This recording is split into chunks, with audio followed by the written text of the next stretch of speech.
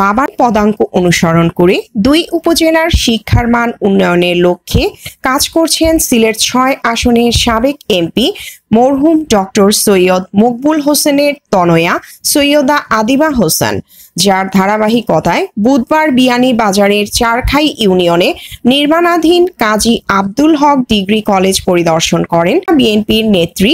সৈয়দা আদিবা হোসেন। আমার ভালো লাগছে যে এভাবে একটা ইকোনমি সচল হয়, এখানে একটা বিশাল একটা বিল্ডিং হচ্ছে, ডিগ্রি কলেজ হবে। আমার আশা যে এবং আমি বিশ্বাস করি এখানে বিভিন্ন বাইরের উপজেলা জেলা থেকে অনেক ছাত্রছাত্রী পড়তে আসবে, হোস্টেল হবে, এভাবে আমাদের কর্মসংস্থান সুযোগ হবে এবং আমাদের অর্থনীতি সচল হবে। এবং আমি সব থেকে বেশি আশাবাদী এটা নিয়ে যে এটা দেখে অন্য মানুষরা যারা অ্যাফোর্ড করতে পারেন ওরা এরকম আরো কিছু অনুদান দিবেন এবং বড় বড় আমাদের সমাজের কাজে আসে এ ধরনের কিছু প্রতিষ্ঠান আমরা আরো পাবো।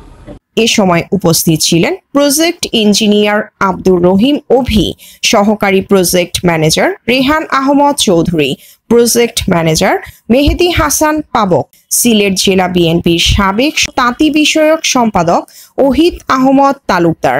গোলাপগঞ্জ উপজেলা বিএনপির সহসভাপতি আব্দুল কাদির সেলিম, বিয়ানীবাজার উপজেলা বিএনপির যুগ্ম সম্পাদক শিপলু আহমদ, বিয়ানীবাজার উপজেলা বিএনপির ধর্ম বিষয়ক সম্পাদক হাফিজ মশরুর আহমদ, আলীনগর ইউনিয়ন বিএনপির সভাপতি সৈয়দ মোয়াজ্জেম হোসেন,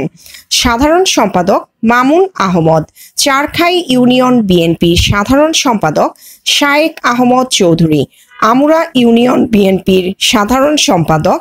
আব্দুল গফফার কুটি, ঢাকা দক্ষিণ ইউনিয়ন বিএনপির সাধারণ সম্পাদক মুহিব হোসেন, লক্ষ্মীপাশা ইউনিয়ন বিএনপির সাধারণ সম্পাদক ফখরুল ইসলাম, গোলাপগঞ্জ পৌর যুবদলের যুগ্ম আহ্বায়ক নুরুজ্জামান জুবেল, পৌর ছাত্র দলের সদস্য সচিব টিপু সুলতান, বিয়ানীবাজার উপজেলার আরাফাত রহমান কোকো, ক্রিয়া সংসদের আহ্বায়ক ফাহিম শাকিল অপু সহ বিএনপির অঙ্গ সহযোগী সংগঠনের নেতৃবৃন্দ। প্রিয়াঙ্কা মল্লিক, জি ভয়েস 24।